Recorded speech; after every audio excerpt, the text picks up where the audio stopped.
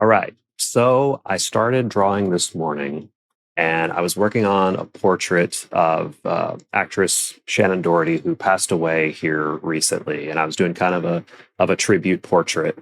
And I thought of a topic that came to mind. It's something that's been coming up recently and really comes up every now and then. There's always someone who's asking me, how do I maintain my brushes? Because I have a lot of brushes, and if you've purchased some of my brush packs from me, then you probably have a lot of brushes too.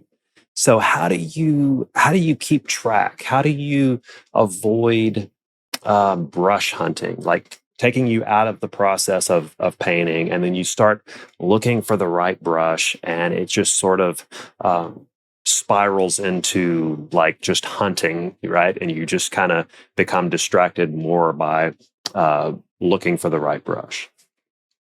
So what I do is I maintain a separate folder in Procreate in Procreate that I will pull like maybe 8 to 10 brushes based on what I'm going to be doing, and I pull them based on brush type and not the individual brush itself.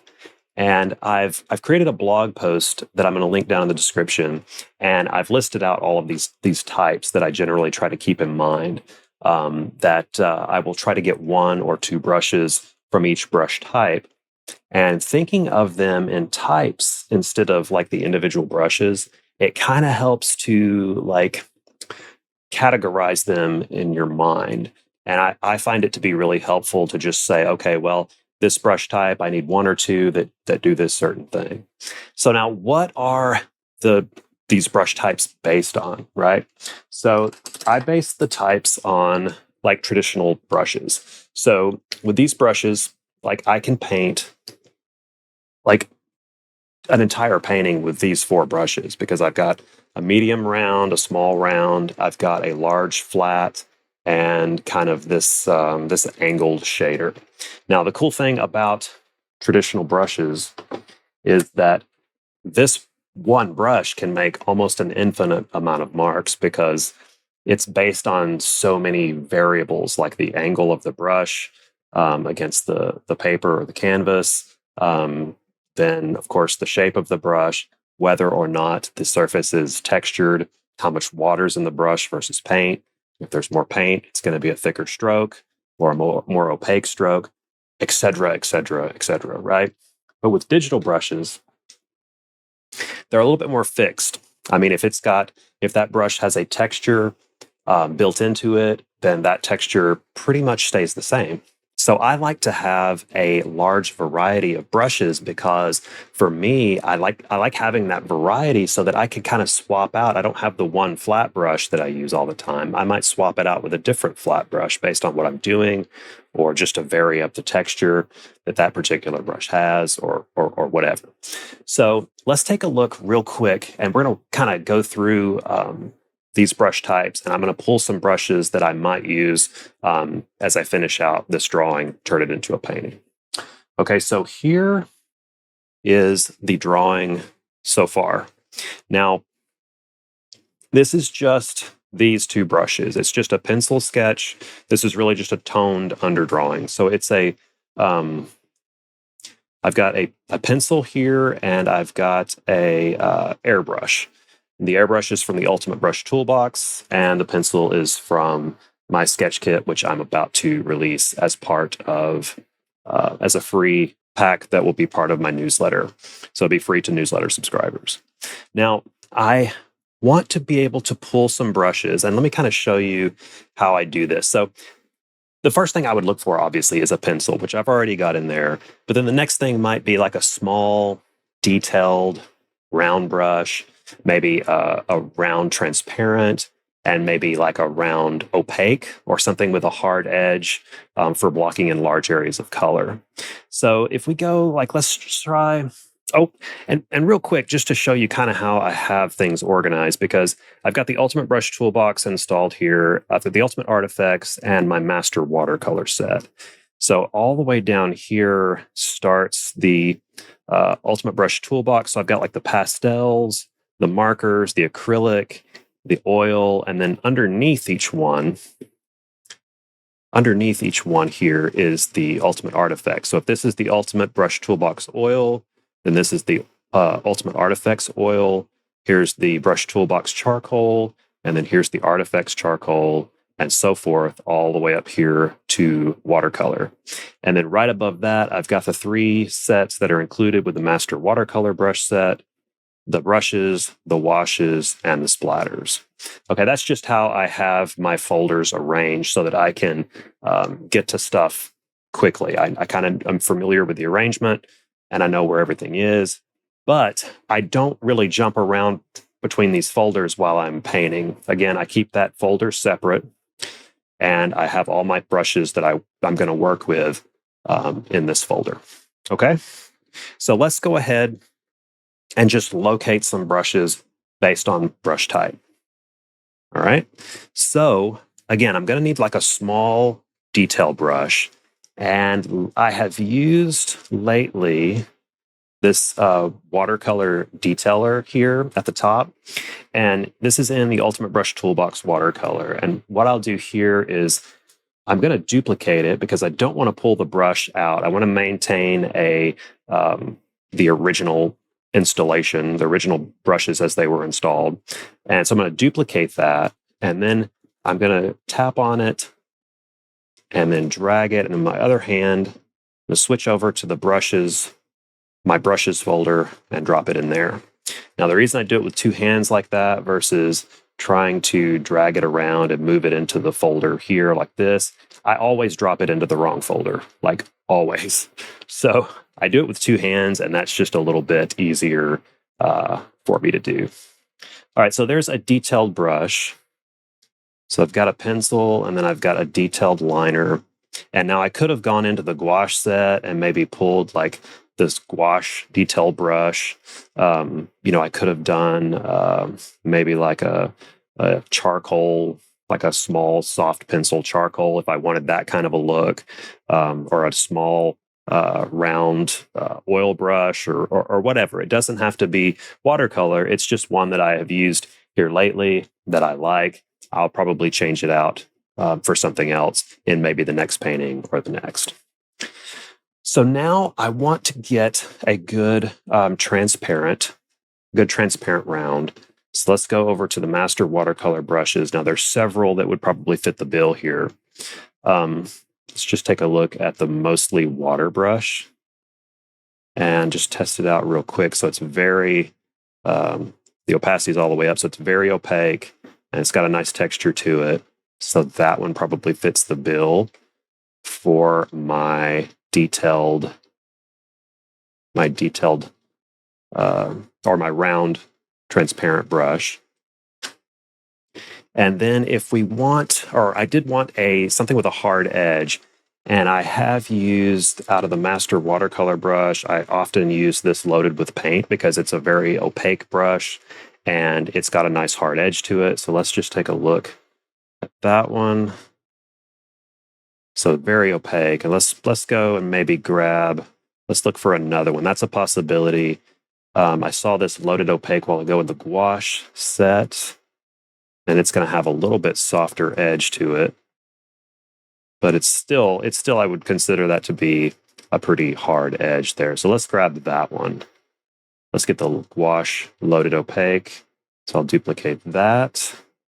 Okay, so now we've got our pencil, our detail liner, our water brush, a good opaque hard edge brush, and then we've got the airbrush that was in there to begin with. So now I might grab maybe a flat brush. So let's go back over to, let's see if there is an acrylic brush that might fit the bill for a good flat. There's probably gonna be a couple of options, so we may grab a couple. Now, one thing to consider here, if this is going to be mixed media and have the look of different types of media, then I might do what I'm doing here, which is grab watercolor, grab gouache, maybe grab charcoal, acrylic, just to pull in different looks of different media. Now, if we wanted to stick to like a watercolor look, then I might just choose from gouache or watercolor packs. So let's actually do that. Let's have a look at the gouache pack again and see, like here is a classic flat. Let's see what that looks like. That's pretty much a flat brush. Let's take the opacity down and see what it looks like. Yeah, that's pretty good for, yeah, that's perfect actually. We'll pull that flat brush and go back and drop it into my brushes folder here. And then let's see, let's grab, let's get something with a really soft edge, because we kind of have, we've got this nice sort of transparent round, but we don't have anything with a real soft edge. So let's go back to, let's look at Master Watercolor. I know that loaded into wet is probably going to have a good soft edge. And then there's probably going to be some really good wash brushes here, like this soft wash is probably going to have a super soft edge. And it would probably work really well with the smudge tool too. So like we wanted to use it as a smudge. So that would probably work nicely for that. Let's see, maybe let's try this wet edges wash. Let's see kind of, so that's got a little bit more of a hard edge. Maybe this pressure wash, that's probably a little bit softer. Yeah, I think I'm going to get that one just because it's got a little bit more texture in it. So that can be my soft brush. All right. And the reason I'm ordering them like this, I'm putting the airbrush at the bottom, is just because that's the order that I'm used to kind of having my brushes in, from small to large, and then round, small, detail, then round, then opaques, then flats. That's just kind of how I order my brushes. And it's one more trick to just kind of make it a lot faster to swap out brushes. So we're almost there. We probably need like maybe a paint effect or a splatter effect. And really, that's something that I might drag a couple of them in and just to have on hand here real quick. But I also I apply those maybe at the beginning or towards the end. And I don't mind jumping out of my my list here just to pull like some washes in, towards the end of a painting. But just to have a couple on hand, like this is a good set here, the water washes from the Master Watercolor Brush Set, because they have a real nice texture and real nice soft edge. So I'll just grab a couple of those. Let's get that one. We'll put that one in, and then let's get one from like the gouache effects. So here's some hard edge washes. Here's some water washes. That one looks kind of cool. So I'll go ahead and duplicate that and drag it over to my brushes there. And then I'm probably going to get a splatter, maybe a splatter brush. We'll just grab something from here real quick. So tiny splatters is probably good. And drag it there. And I'll probably just keep one in there. So a lot of times, this is what my list of brushes, like to finish out this portrait, I'm probably going to use something like this, so that when I'm working here, I can just come over and just grab the brushes that I need to continue working on this and not have to go back into all these different sets and try to find each one of these brushes. It keeps me from brush hunting. So now, I will swap these out. So maybe I'll paint this particular portrait with these brushes, but then maybe I'll use them again for the next painting, or maybe I'll just swap them all out. Maybe I'll swap out a couple. It's just, it works great for just keeping that variety that I talked about, just having those different options as you work, right? So it keeps things to where I'm organized. I'm not having to hunt or to find different brushes, and it just keeps me in the flow of painting. Okay, so I hope that this tip really helps you out and changes the way that you keep your brushes organized. And give this a try and see if it keeps you from brush hunting. See if it keeps you more efficient in your painting, and just let me know if maybe you have a different method that you like to use. But comment, let me know, send me a message, let me know how this works for you. And then also feel free to message me like topics that you want to discuss or subject matters, anything that you can think of that would help you out in your painting journey. All right. And we are working on the next live stream content that's going to be coming up here in the next couple of weeks. And so if you're a member of the newsletter, then you will be getting some info on that pretty soon and other good stuff, right? All right. So thanks so much for watching this one, and I will see you in the next one.